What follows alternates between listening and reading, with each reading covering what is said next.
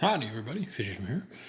Today we have another Mul-T-Lock classic, one of my favorite locks to pick. This one's a rim cylinder, and I'm hoping to send this out to my buddy Chaz. Chaz, if you're watching this, two notes about this lock. One, the key is cracked slightly, right at pin 1 where it's thinnest, so you might want to look into getting another key cut for it. And two, it's very dirty and old, so you definitely should take it apart and soak it in some kind of degreaser, because if this is your first Mul-T-Lock, it really deadens the feedback and it makes it a lot harder, which is why this one's going to take me quite a bit longer than usual for a Mul-T-Lock. So let's begin.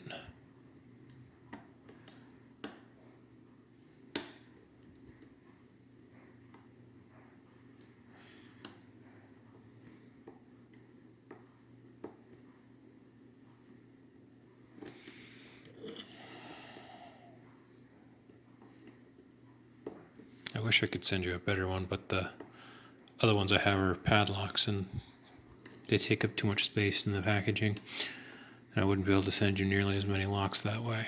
So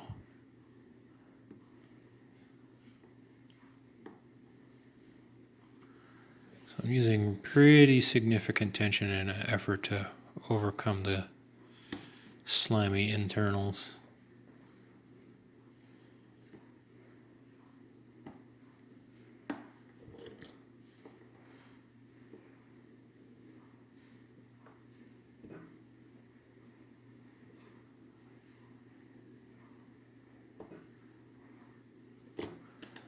Oop, and I just dropped everything. That's fine. I'll just pick everything again.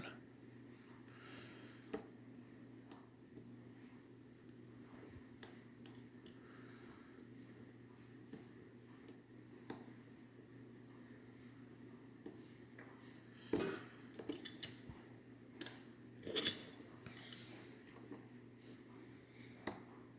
starting to see why I got this lock so cheap. Oh well, it makes it more challenging.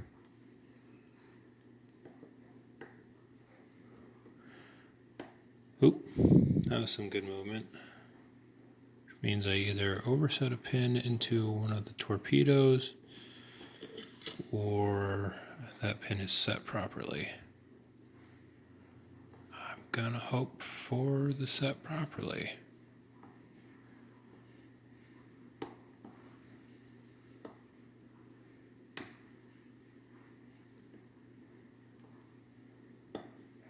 Oop, that felt good. One is definitely set. One's a very low cut, so it's not just sliding the pick under it, pretty much. That's it.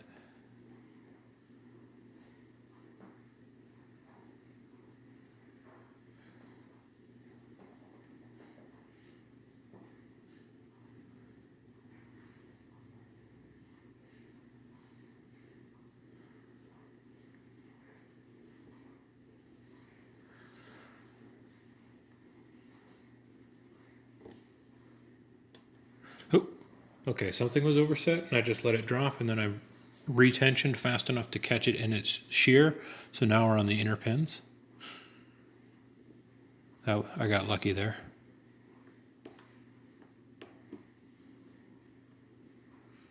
Although that is a technique I use a lot on these. So I probably did overset that one pin.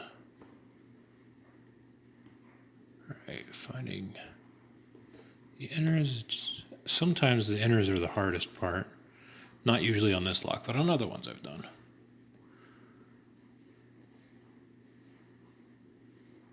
Come on, you bastard.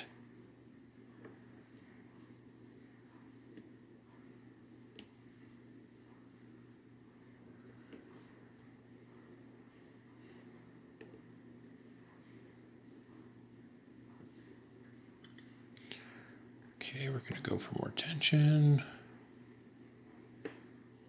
because my go-to when I'm in trouble is to push harder because I actually have no talent and I'm just brute forcing most locks. All right. The trick is to know when to brute force a lock. Or bully, as Bosnian Belle likes to call it.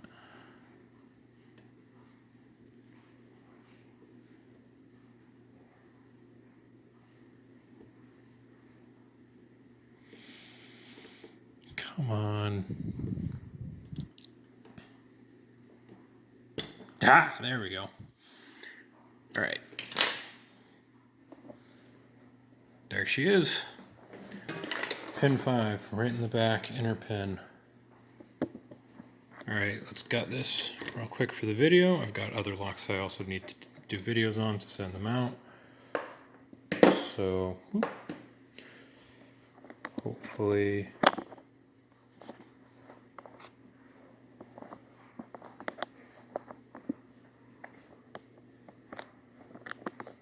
There we go. All right, let's get this going. This lock requires a number 1 Phillips, 2 screws on the back. That was dumb. That was really dumb. All right, trick if you've done what I just did. All of the inner drivers just dropped down into the keyway. Just take your pick, press it up against the top, swing it over. 95% of the time that'll work on pretty much any lock. Unless it's a padlock core. Padlock cores are a little bit different because they usually have holes drilled at the bottom because it makes assembly easier. And they can get away with that because the cores don't usually rotate 360 degrees. But if that happens, if you rotate it too far, like you can do sometimes, right, key pins will fall out and then you're royally hosed.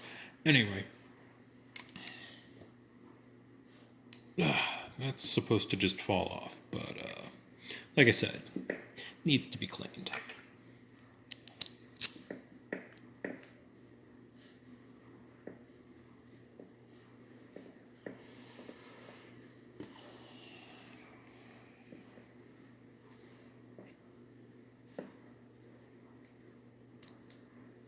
Ugh. Yeah, that's gross. Very slimy. You know, I've never seen a master wafer in a multi-lock. I'm curious to see what they would look like, or even if they have them.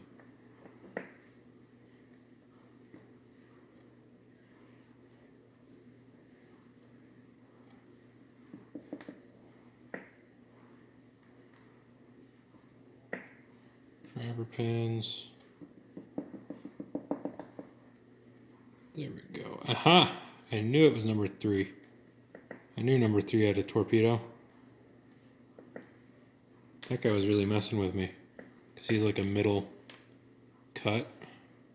So I think I kept oversetting him. I think that was part of my problem. In addition to the very, very gross looking core. Alright, here's your core. Standard multi-lock stuff. Nothing crazy. I don't really... maybe some anti-drill pins up front. Anyway. Now for this. I don't have my tweezers. Hold on.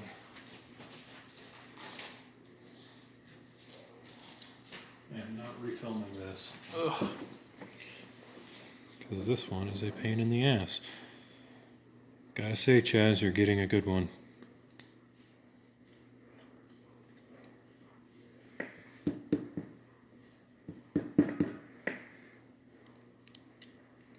What the hell? Okay, there we go. Stuck to the spring a little bit. Serrated, as expected.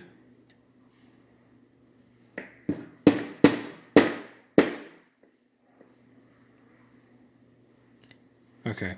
I think that spring is caught on this little piece of brass up here that happens, so I'm not going to pull on him too hard. I think I'm just going to leave him alone. I suspect he's stuck. Yeah, he definitely is, because the other one fell right out.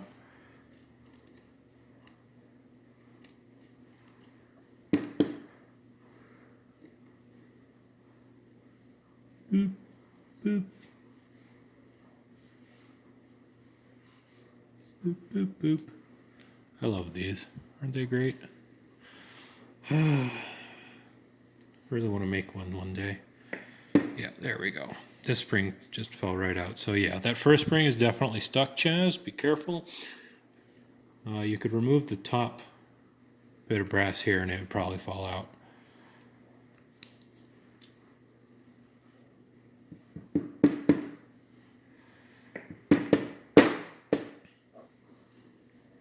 Whew.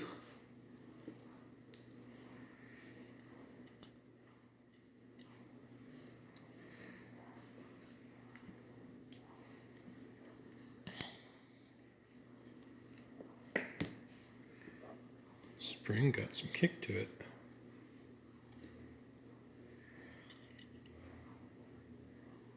All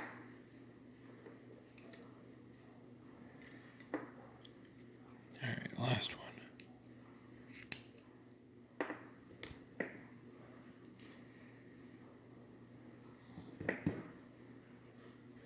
Boop. All right, so yeah. Oh, hey, spring number 1 fell out. I guess it isn't stuck. That's cool. Alright, and we've got some anti-drill stuff up front. 3 steel inserts. Beyond that, nothing's going on in here. Alright, well here's your pretty bog standard Mul-T-Lock classic. 1 torpedo driver. And serrated all on all the drivers. Gorgeous. Alright, well, thanks for watching. Subscribe if you're new. Bye-bye.